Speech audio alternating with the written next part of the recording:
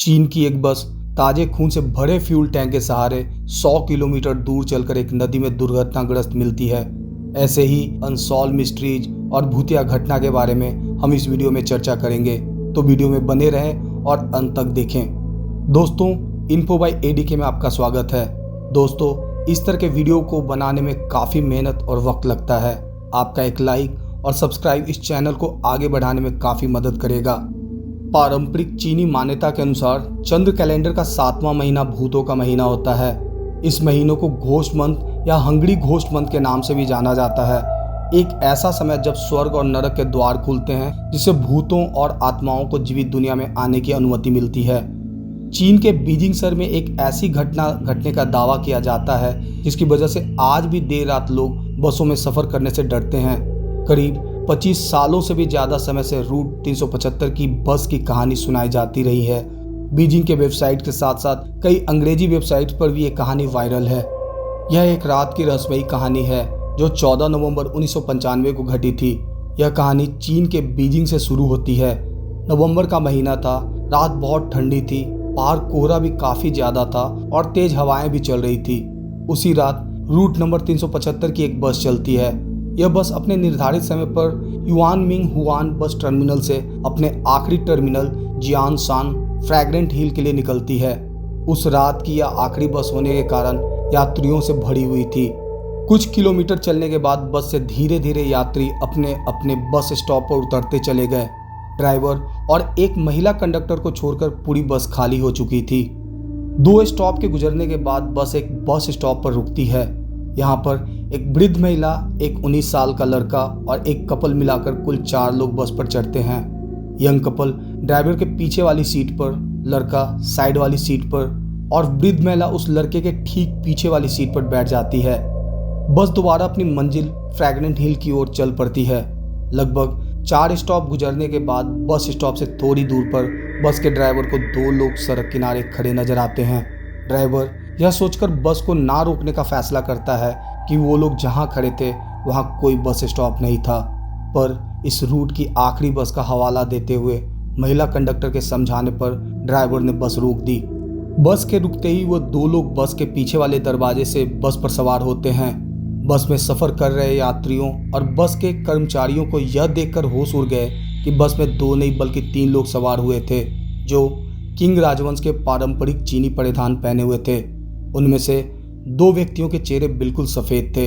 तीसरे व्यक्ति को उन्होंने अपने कंधे का सहारा देकर खड़ा रखा हुआ था।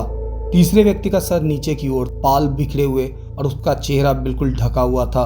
यह तीनों पैसेंजर बस के सबसे पीछे वाली सीट पर जाकर बैठ जाते हैं। बस में सवार अन्य यात्री उनके कपड़े और हुलियों को देखकर डर गए और घबराकर एक दूसरे की ओर देखने लगे। फिर बस में अशांति न फैले, इसलिए महिला कंडक्टर ने लोगों को शांत करने की कोशिश की और कहा कि डरने की कोई ज़रूरत नहीं है।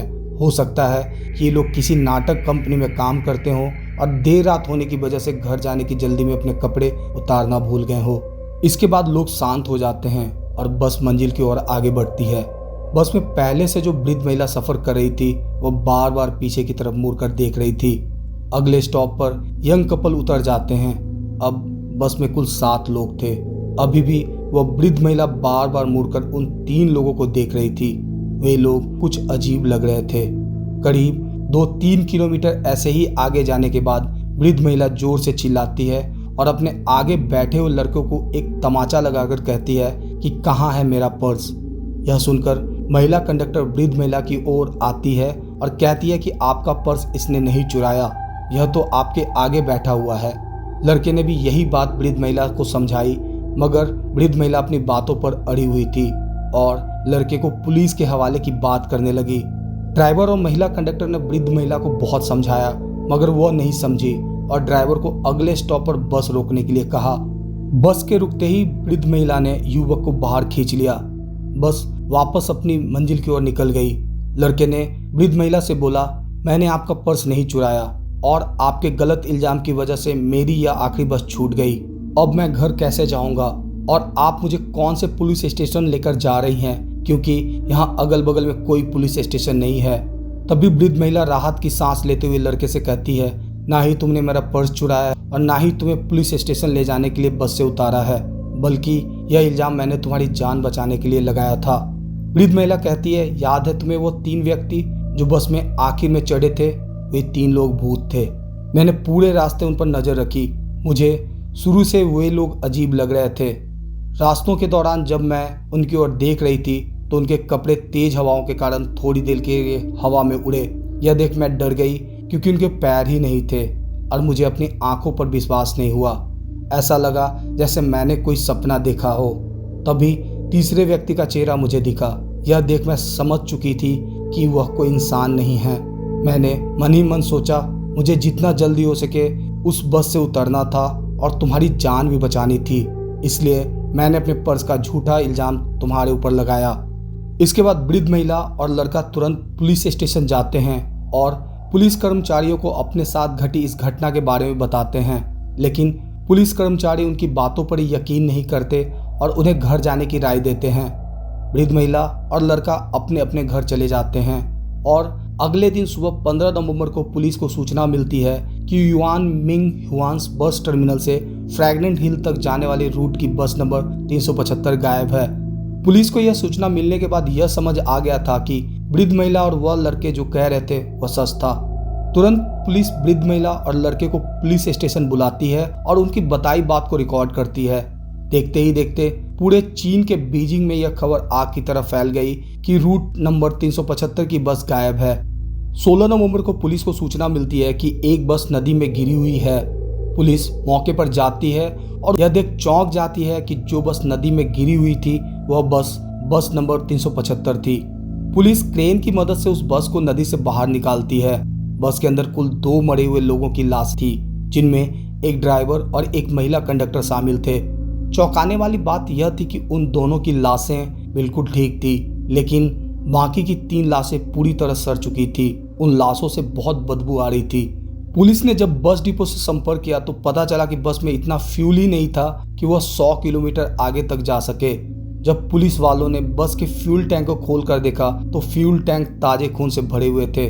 उस रूट में जितने भी सीसीटीवी लगे हुए थे उनमें से एक सीसीटीवी में भी वो बस कैद नहीं हुई।